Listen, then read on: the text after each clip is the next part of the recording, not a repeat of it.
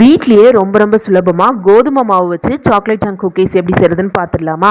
இதை செய்கிறதுக்கு ஒரு பாத்திரத்தில் 75 கிராம் வெண்ணெயை உருக்கி சேர்த்துக்கோங்க. கூடவே ஒரு கப்பு சீனி, கொஞ்சமாக வெண்ணிலா எசன்ஸும் சேர்த்து சீனி பாதிக்கு பாதி கரையிற வரைக்கும் கலந்துக்கோங்க.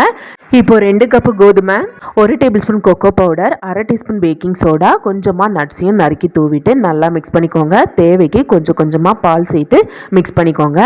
இப்போது கொஞ்சமாக சாக்லேட்டையும் இந்த மாதிரி சின்ன சின்னதாக நறுக்கி சேர்த்துட்டு கையால் மாவை நல்லா விரவிக்கோங்க. மாவு இந்தளவுக்கு நல்லா டைட்டாக இருக்கணும். இப்போது மாவை விரவுனதுக்கு அப்புறமா இட்லி தட்டில் லைட்டாக எண்ணெய் நெய்யோ எதையோ தடவி வச்சுட்டு கொஞ்சம் கொஞ்சமாக மாவு எடுத்து இது மாதிரி பால் மாதிரி உருட்டிக்கோங்க. ரொம்ப அழுத்தம் கொடுத்து உருட்ட வேண்டாம், லைட்டாக ஜெண்டிலாக உருட்டி எடுத்துட்டு இந்த மாதிரி தட்டி எடுத்துட்டு இட்லி தட்டில் அடுக்கிக்கோங்க.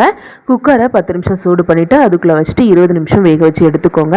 கடாயும் அதே மாதிரி 10 நிமிஷம் சூடு பண்ணிவிட்டு மிதமான தீயில் வச்சுட்டு ஒரு 20 நிமிஷம் வேக வச்சு எடுங்க. ஃபஸ்ட்டு சாஃப்டாக இருக்கும், சூடு ஆறுனதும் கிறிஸ்பி ஆகிடும். அப்புறம் என்ன செய்யுங்க, சுவைங்க, ருசிங்க. ரெசிபி பிடிச்சிருந்தா சேனலை சப்ஸ்கிரைப் பண்ணி சப்போர்ட் பண்ணுங்கள்.